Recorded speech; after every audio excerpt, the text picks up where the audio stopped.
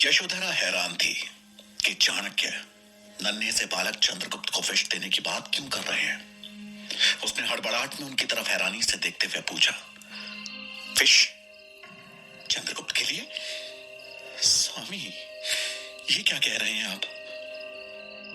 चाणक्य अपनी पत्नी की दुविधा समझ रहे थे और उन्होंने उसे शांत करते हुए कहा, तुम तो जानती हो यशोधरा कि विष ही विष का काट है। मैं चंद्रगुप्त को इतना मजबूत बनाना चाहता हूं कि इस पे किसी भी विष का असर ना हो। इसलिए मैं आज और अभी से इसके भोजन में थोड़ी थोड़ी मात्रा में विष मिलाना शुरू कर रहा हूं। कल को जब ये राजा बनेगा तो इसके कई दुश्मन होंगे, लेकिन उस समय तक ये विष इसका दुश्मन नहीं बल्कि इसका मित्र बन चुका होगा। दुनिया का कोई भी विष चंद्रगुप्त का बाल भी बांका नहीं कर पाएगा। चाणक्य की सोच ने यशोधरा की चिंता कम कर दी और मुस्कुराते हुए उसने जवाब दिया, आपकी लीला तो बस आप या भगवान ही जान सकते हैं। उनकी बात सुनकर चाणक्य बोले, भगवान मेरे कर्मों से अवगत हो या ना हो, लेकिन मैं उनकी एक लीला से अवश्य अवगत हूं, और वो लीला है तुम्हारा मेरे जीवन में मेरी जीवन संगिनी बनकर आना। तुम्हारा सहयोग ही है यशोधरा, जिसने मेरे लिए हमेशा से एक प्रेरणा बनने का काम किया है। चाणक्य की बात सुनकर यशोधरा शर्मा गई और बोली, भोजन करें, बेचारा बच्चा भूखा होगा। चाणक्य ने सर हिलाते हुए सहमति जताई और चंद्रगुप्त के भोजन में एक उचित मात्रा में विष मिला दिया। थोड़ी ही देर में विष ने अपना असर दिखाना शुरू कर दिया। चंद्रगुप्त को हल्का नशा होने लगा और देखते ही देखते वो एक गहरी नींद में सो गया। छोटे चंद्रगुप्त को इस तरह से सोते हुए देखकर यशोधरा उसे ममता भरी नजरों से बस निहारे ही जा रही थी कि तभी चाणक्य के शब्दों ने उसका ध्यान भंग किया। हमें कल सुबह ही तक्षशिला के लिए निकलना होगा। चंद्रगुप्त के राजा बनने की तैयारी जल्द से जल्द शुरू कर देनी होगी, लेकिन वहां जाने से पहले मेरा शंभू काका से मिलना आवश्यक है। राजा धनानंद को मात देनी है तो उनकी सहायता की अति आवश्यकता होगी। शंभू काका का नाम सुनकर यशोधरा घबरा गई और बोली, आप उनसे मिलने के प्रयास में क्यों जान दांव पर लगा रहे हैं? मुझे डर है कि कहीं किसी ने आपको पहचान लिया तो आपका जो भी संदेश है मैं उन तक पहुंचा दूंगी। यशोधरा की बात सुनकर चाणक्य बोले, मैं तुम्हें खतरों में नहीं डाल सकता हूं यशोधरा। अब जब प्रण ले ही लिया है तो खतरा भी मोल लेना पड़ेगा। यशोधरा का ये डर जायज था, क्योंकि शंभुनाथ भले ही चाणक्य के पिता, चाणक्य मित्र और चाणक्य के हितैषी थे, लेकिन उसके साथ साथ वो धनानंद के दरबार में एक मंत्री भी थे और यह लगभग निश्चित था कि उनकी गतिविधियों पर किसी भी वक्त नजर रखी जा सकती थी। जहां एक तरफ चाणक्य धनानंद की सत्ता को उखाड़ फेंकने की तैयारी कर रहे थे, वहीं धनानंद के दरबार के मुख्यमंत्री अमात्य चाणक्य की मृत्यु की साजिश रच रहे थे। जब से चाणक्य ने धनानंद के सर्वनाश का प्रण लिया था, तब से चाणक्य उनकी आंखों में खटक रहे थे। अमात्य जानते थे कि चाणक्य कितने प्रतिभावान हैं और उनकी क्षमता क्या है। अमात्य राजा धनानंद को बताना चाहते थे कि उन्होंने चाणक्य को जिंदा छोड़कर सबसे बड़ी गलती की है, लेकिन राजा अपने भोग विलास में इतने व्यस्त रहते थे कि उन्हें किसी से मिलने का समय ही नहीं होता था। पर आज अमात्य मौका देखकर राजा के कक्ष में जाने से पहले उनके सामने आ गए और उन्हें नमन किया। इतनी रात में महामंत्री को अपने सामने देख राजा धनानंद बोला, क्या हुआ महामंत्री? ऐसी क्या विपदा आ गई जो आप अभी मिलने चले आए? अमात्य बड़ी विनम्रता से बोले, क्षमा महाराज, विपदा आई नहीं है पर आ सकती है। धनानंद ने गुस्से में कहा, ऐसी गोल गोल बातें क्यों कर रहे हैं? साफ शब्दों में बताओ। महामंत्री ने सर झुकाते हुए कहा, महाराज, मैं आपसे चाणक्य नाम की विपदा के बारे में बात करना चाहता था। वही ब्राह्मण जिसने आपको इतना कहते कहते अमात्य रुक गए। उनकी बात सुन धनानंद हंसने लगा और कुछ पल बाद अचानक क्रोधित होकर बोला, ओ दरिद्र ब्राह्मण, तुम यहां उसके विषय में बात करने आए हो? धनानंद की ऊंची आवाज सुनकर अमात्य थोड़ा घबरा गए, लेकिन फिर भी अपनी बात बड़ी विनम्रता से रखते हुए बोले, महाराज, वो दरिद्र जरूर है लेकिन बुद्धिमान और चतुर भी। मुझे डर है कि आपने उसे केवल देश निकासा देकर बहुत बड़ी गलती कर दी। आपको उसे मृत्यु दंड देना चाहिए था। महामंत्री, मुझे पता है कि कौन बुद्धिमान है और कौन मूर्ख, और वो दरिद्र ब्राह्मण तो महामूर्ख है। उससे भला किसी को क्या खतरा हो सकता है? अभी आप जा सकते हैं। ये बोलकर धनानंद तेजी से अपने कक्ष की तरफ चला गया। अमात्य वहीं हैरान से खड़े रह गए। चाणक्य की सच्चाई से अमात्य परिचित थे। वो जानते थे कि अगर चाणक्य ने कोई प्रण लिया है तो उसे पूरा करने का वो हर संभव प्रयास करेगा। उसके पास जरूर कोई योजना होगी, या फिर उसने अब तक कोई योजना बना ली होगी। अमात्य वहीं खड़े गहरी सोच में डूब गए और थोड़ी देर बाद मनी मन बोले, महाराज, आपको आभास नहीं होगा लेकिन मुझे है कि चाणक्य क्या क्या कर सकता है। उसे रास्ते से हटाने का काम अब मुझे ही करना होगा। ऐसा कहकर उन्होंने एक गुप्तचर को अपने पास बुलाया और उसे कुछ समझाकर राजमहल के बाहर भेज दिया। रात का अंतिम प्रहर था और आसमान में प्रकाश की झलक आने में समय था। चाणक्य ने कंबल से अपना मुंह ढका और शंभुनाथ से मिलने चल दिए। शंभुनाथ से गुप्त रूप से मिलने का यही समय उचित था, क्योंकि शंभुनाथ भगवान शंकर के बहुत बड़े भक्त थे और नगर किनारे बने महादेव के मंदिर में हर सुबह पूजा करने जाते थे। चाणक्य तेज कदमों से हर तरफ नजर रखते हुए नगर के किनारे बने मंदिर के करीब जा पहुंचे। मंदिर से कुछ दूरी पर ही चाणक्य ने अपने कदम रोके और एक बाज की नजरों से चारों ओर देखने लगे। मंदिर से उठता घंटे का शोर ये तो बता रहा था कि शंभुनाथ पूजा करने आ चुके थे, लेकिन इस बात की पुष्टि नहीं थी कि वो अकेले हैं या उन पर कोई नजर रखे हुए है। चाणक्य ने मंदिर के हर कोने पर नजर दौड़ाई, लेकिन उन्हें कोई नहीं दिखा। वो अपने कदम आगे बढ़ाने ही वाले थे कि तभी उन्हें एक आहट का आभास हुआ। उन्होंने आवाज की तरफ नजर दौड़ाई तो लगा जैसे कोई इंसान पेड़ के पीछे छिप छिप कर नजर रखे हुए है। चाणक्य समझ गए कि शंभुनाथ अकेले नहीं है, उनके पीछे गुप्तचर हैं। अब वो शंभुनाथ से मिलने का उपाय खोजने लगे। इधर शंभुनाथ की पूजा लगभग खत्म होने को थी। हर बीतती घड़ी के साथ चाणक्य के हाथ से शंभू काका से मिलने का मौका निकलता जा रहा था। कुछ सोचते हुए चाणक्य ने अपनी खुली शिखा के बालों को अच्छे से समेटा और अपने मुंह को कंबल से अच्छे से ढक पहुंच गए पेड़ के पीछे छुपे हुए उस गुप्तचर के पास। अचानक अपने पीछे कंबल ओढ़े आदमी को देखकर वो गुप्तचर एक बार को तो सब पका गया, लेकिन फिर हिम्मत जुटाते हुए अपनी कटार पर हाथ रखते हुए बोला, कौन हो? कंबल नीचे करो। चाणक्य निर्भीक खड़े रहे और उसकी आंखों में आंखें डालकर बोले, कहां से गुप्तचर होने की शिक्षा ली है मूर्ख? इतना भी नहीं पता कि एक गुप्तचर का सबसे पहला शस्त्र उसकी गोपनीयता है। चाणक्य की बात सुनकर वो डर गया, लेकिन फिर अपने आप को संभालते हुए बोला, तुम्हें कैसे पता चला कि मैं गुप्तचर हूं? तुम जैसे सैकड़ों ढोंगियों से पाला पड़ता है मेरा। अंतिम अवसर दे रहा हूं, कंबल नीचे करो। ऐसा कहकर उसने अपनी कटार निकाल ली, जिसे देख चाणक्य ने दोगुने क्रोध का प्रदर्शन करते हुए कहा, मूर्ख, अपने से वरिष्ठ गुप्तचर को कटार दिखाएगा?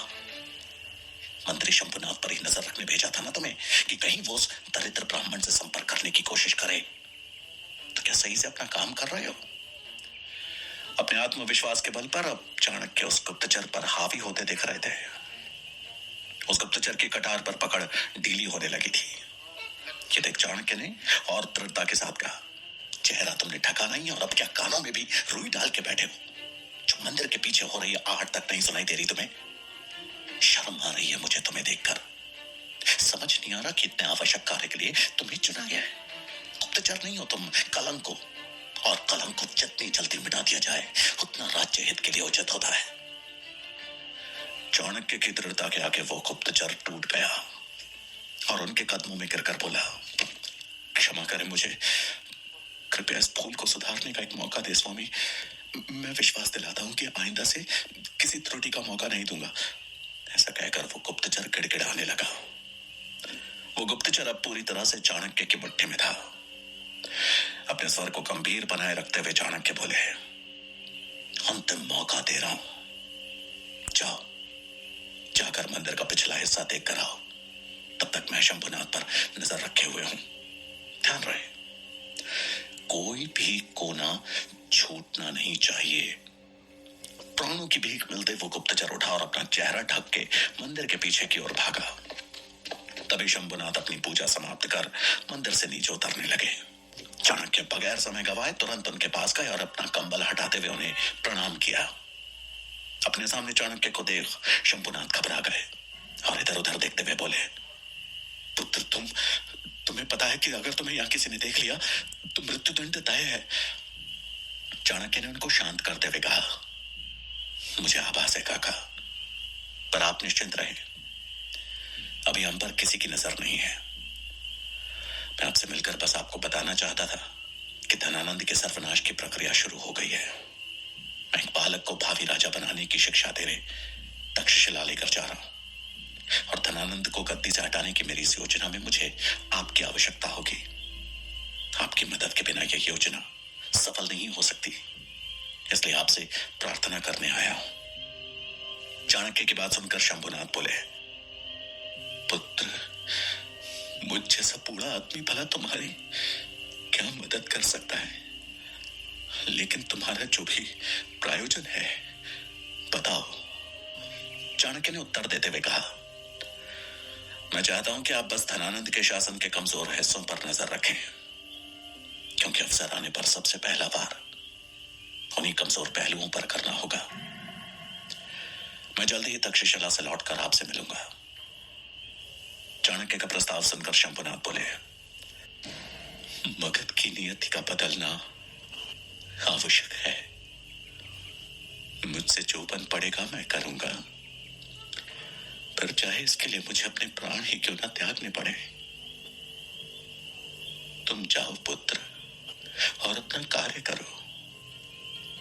मैं बाबा विश्वनाथ से तुम्हारी कुशलता की कामना करूंगा। चाणक्य के चेहरे पर एक संतोष का भाव आ गया।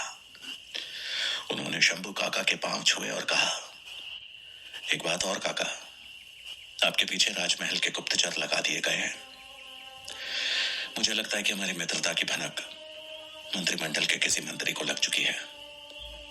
आपसे निवेदन है, जो भी करें सतर्कता के साथ करें। शंभुनाथ ने चाणक्य को सराहनीय नजरों से देखा और बोले, अवश्य पुत्र, तुम भी अपना ख्याल रखना। ऐसा कहकर उन्होंने चाणक्य को आशीर्वाद दिया और आगे बढ़ गए। उनके जाते ही चाणक्य ने वापस अपना कंबल ओढ़ा और उस गुप्तचर के लौटने का इंतजार करने लगे। कुछ ही देर में वो गुप्तचर दौड़ता हुआ वापस आया और चाणक्य के पास पहुंचकर बोला, मैंने मंदिर के पीछे का पूरा हिस्सा छान मारा मानने पर, लेकिन वहां कोई नहीं था। चाणक्य ने उसे घूरते हुए प्रश्न किया, कोई नहीं था या तुम्हारे पहुंचने तक भाग चुका था? चाणक्य के इस प्रश्न का उसके पास कोई उत्तर नहीं था। उसके चेहरे पर डर साफ झलक रहा था। चाणक्य ने उसका डर भांपकर थोड़ी नरम आवाज में कहा, ये पहली भूल थी, इसलिए इसे सुधारने का अवसर दे रहा हूं। लेकिन याद रखना, अगली बार गलती की तो मेरी तलवार और तुम्हारा शीश होगा। अब इससे पहले कि शंभुनाथ दूर निकल जाए, जाओ उनके पीछे। उस गुप्तचर ने उन्हें नमन किया और चल दिया शंभुनाथ के पीछे। उसके जाते ही चाणक्य ने अपना कंबल हटाया। उनके चेहरे पर एक संतोष भरी मुस्कान थी। आखिर हो भी क्यों ना, मगध आने के उनके दोनों प्रायोजन पूरे जो हो गए थे। शंभुनाथ से मिलकर चाणक्य घर पहुंचे। उनको सकुशल लौटा देखकर यशोधरा की चिंता दूर हुई। वो पूरी तैयारी कर चाणक्य के लौटने का इंतजार ही कर रही थी। यशोधरा से विदा लेते हुए चाणक्य ने कहा, अपना ख्याल रखना यशोधरा। यशोधरा को उनके जाने का दुख हो रहा था, लेकिन उसने उस दुख को मुस्कान की चादर से ढककर जवाब दिया, अब मेरी चिंता मत कीजिए, मैं देवी मां से आप दोनों की कुशलता के लिए प्रार्थना करूंगी। विदा लेने से पहले चंद्रगुप्त जैसे ही यशोधरा के पांव छूने आगे बढ़ा, उसने उसे कस के गले से लगा लिया, मानो वो समय को वहीं थाम लेना चाहती हो। सूरज की पहली किरण निकलने तक चाणक्य और चंद्रगुप्त मगध की सीमा से बाहर निकल चुके थे। दिन भर चलने के कारण दोनों पूरी तरह से थक गए और जंगल में एक तालाब के किनारे आराम करने के लिए रुके। उन्हें आराम करते हुए कुछ समय हुआ ही था कि तभी उन्हें एक बच्चे की चीख सुनाई दी। चीख सुनकर चाणक्य और चंद्रगुप्त दोनों उस दिशा की ओर भागे और आगे बढ़कर उन्होंने देखा कि एक 8 साल का बच्चा शिकारी के बिछाए जाल में फंस चुका है। वेशभूषा से वो बच्चा किसी कबीलेवासी का बच्चा लग रहा था। पेड़ से उल्टा लटक के वो डर के मारे जोर जोर से रो रहा था।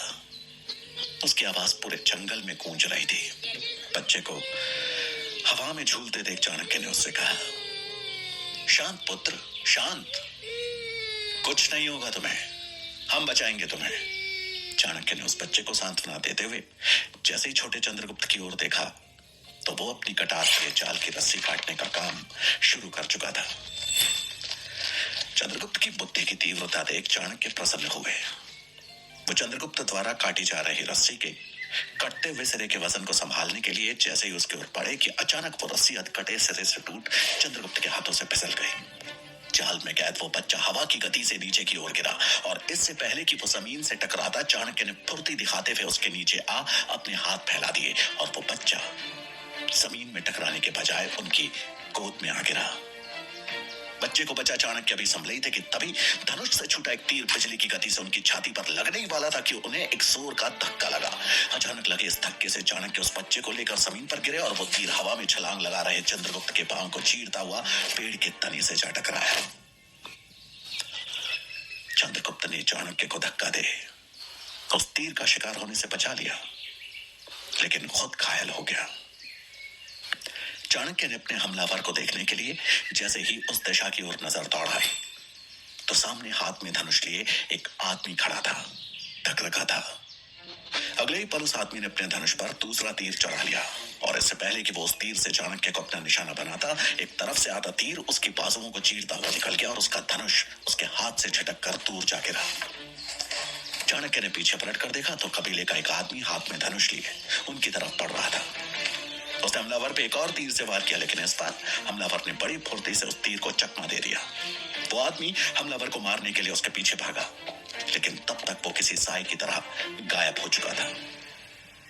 तभी उस आदमी ने अपने बच्चे की आवाज सुनी और उसके पास पहुंच उसे अपने सीने से लगा लिया। आज उसका बच्चा उसी के बिछाए जाल में फंस चुका था। इधर चाणक्य चंद्रगुप्त की तरफ दौड़े तो देखा कि उसके पैर से खून की धार बह रही थी। छोटा चंद्रगुप्त दर्द से करहा रहा था। चाणक्य ने तुरंत अपनी धोती का एक सिरा फाड़ा और खून का संचार रोकने के लिए उसके पैर को कस के बांधते हुए बोले, चिंता मत करो चंद्रगुप्त, मैं तुम्हें कुछ नहीं होने दूंगा।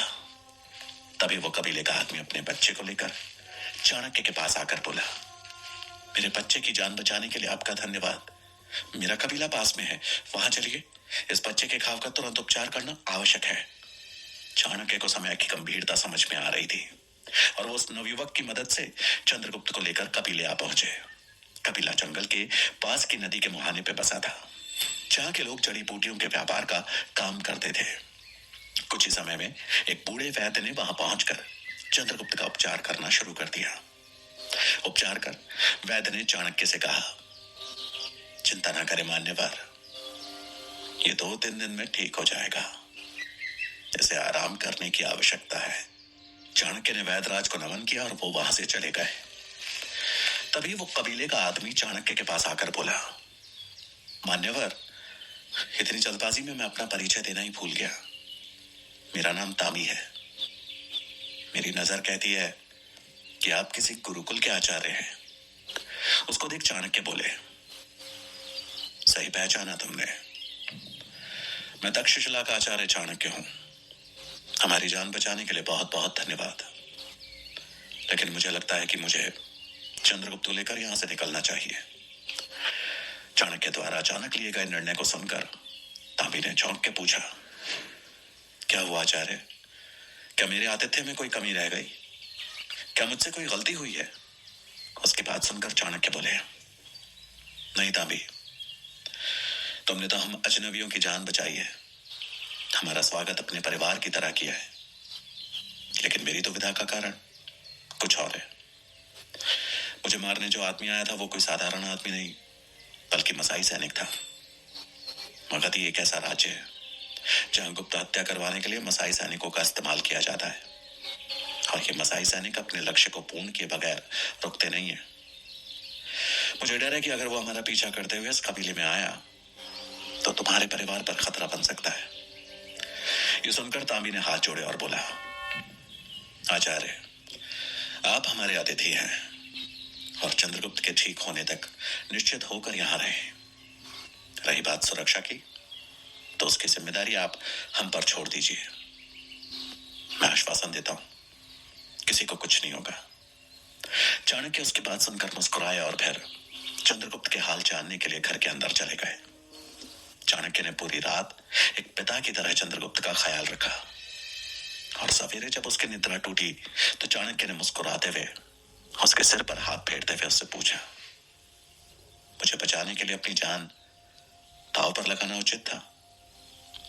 चंद्रगुप्त ने अपनी भोली आवाज में उत्तर दिया, मैं नहीं चाहता कि आप पर कभी कोई भी खतरा मंडराए आचार्य, लेकिन जब कभी भी ऐसी स्थिति आएगी तो काल और आपके बीच में खड़ा मिलूंगा मैं। छोटे चंद्रगुप्त का उत्तर सुन चाणक्य हंस दिए। अगले कुछ दिनों में चंद्रगुप्त का पैर एकदम ठीक हो गया। वो चलने क्या भागने लायक बन गया। चाणक्य ने तांबी से विदा लेते हुए तक्षशिला की अपनी यात्रा एक बार फिर शुरू की। इस पूरी यात्रा के दौरान वो बहुत सतर्कता से आगे बढ़ रहे थे। मसाई सैनिक भले ही न लौटा हो, लेकिन वो किसी भी समय उनका पीछा करते हुए उन तक पहुंच सकता था। कुछ ही दिनों में चाणक्य तक्षशिला विश्वविद्यालय के द्वार पे आ पहुंचे। विशालकाय द्वार के ऊपर बड़े बड़े अक्षरों में लिखा हुआ था, तक्षशिला विद्यालय, जिसको देखकर चाणक्य के चेहरे पर एक शांत मुस्कान बिखर गई, जैसे कि उन्होंने अपने किसी बड़े लक्ष्य को पा लिया हो। तक्षशिला का विशालकाय प्रांगण देख चंद्रगुप्त के चेहरे पे उत्साह था। सैकड़ों विद्यार्थियों को अलग अलग विद्याओं का अभ्यास करते देख उसकी आंखों में एक चमक आ गई, एक उम्मीद की किरण जाग उठी। चाणक्य चंद्रगुप्त को एक जगह प्रतीक्षा करने की बात कहकर आचार्य कक्ष की तरफ चल दिए, जहां विश्वविद्यालय के कुलपति और बाकी शिक्षकगण भी मौजूद थे। चाणक्य ने कुलपति और बाकी शिक्षकगणों को प्रणाम करते हुए बड़ी विनम्रता से कहा, कुलपति महोदय और सभी शिक्षकगण, मैं यहां अपने साथ एक बालक को लाया हूं जिसका नाम चंद्रगुप्त है। उसकी क्षमता का परीक्षण करने के बाद ही मैं उसे अपने साथ तक्षशिला लेकर आया हूं। मैं चाहता हूं कि आप सभी शिक्षकगणों से गुरुकुल में शिक्षा के औपचारिक प्रवेश की अनुमति दें। तभी वहां बैठे आचार्य गजानन कुलपति की तरफ देखते हुए बोले, कुलपति महोदय, मैं आचार्य चाणक्य को याद दिलाना चाहता हूं कि यहाँ पे छात्रों के प्रवेश के लिए एक निश्चित परंपरा है, जिसकी गरिमा को हमें बनाए रखना होगा। ये सुनकर चाणक्य थोड़ा निराश हो गए। गजानन ने चाणक्य की तरफ देखते हुए कहा, आचार्य चाणक्य, आप हमें बस ये बताएं कि जिस बालक को आप लेकर आए हैं, क्या वो किसी राजकुल से है? चाणक्य कुछ सोचते हुए बड़ी गंभीरता से बोले, चंद्रगुप्त क्षत्रिय अवश्य है, लेकिन किसी राजकुल से नहीं है। ये सुन के वहां बैठे सभी शिक्षकगण हैरान रह गए। गजानन कुलपति की तरफ हैरानी से देखते हुए बोले, फिर उसे कैसे प्रवेश मिल सकता है आचार्य?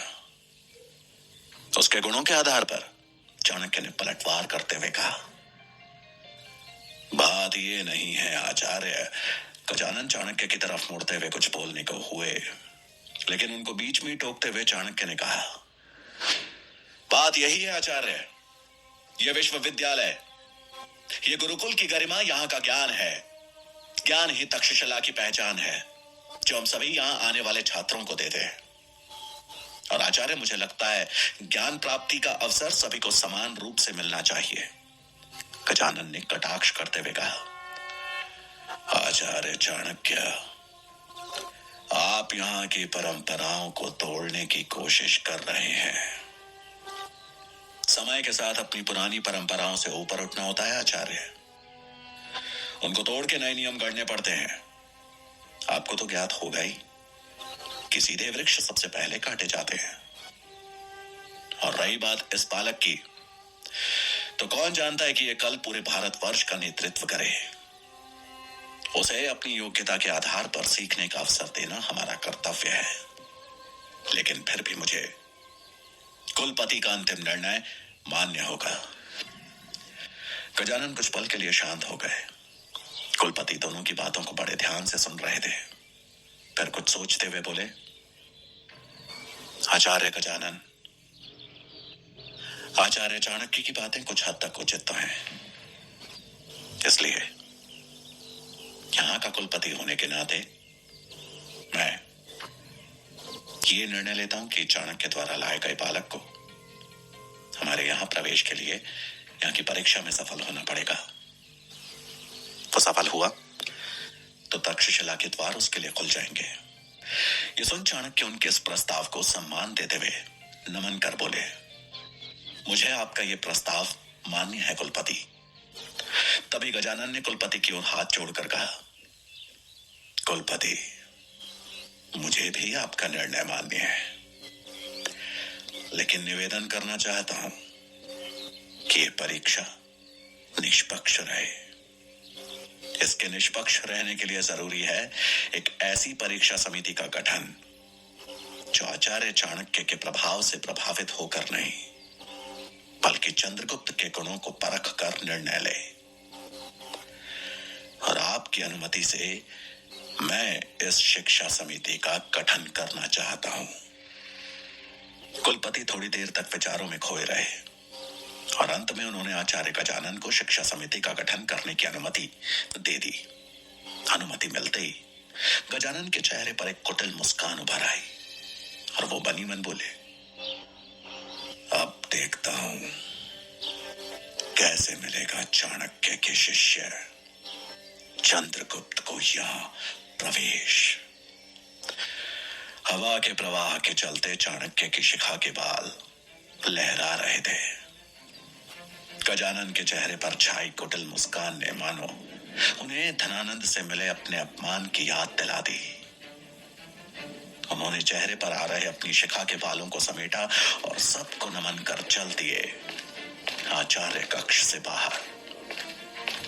उनकी चाल, उनके मुख पर एक दृढ़ संकल्प का भाव था, मानो कह रहे हो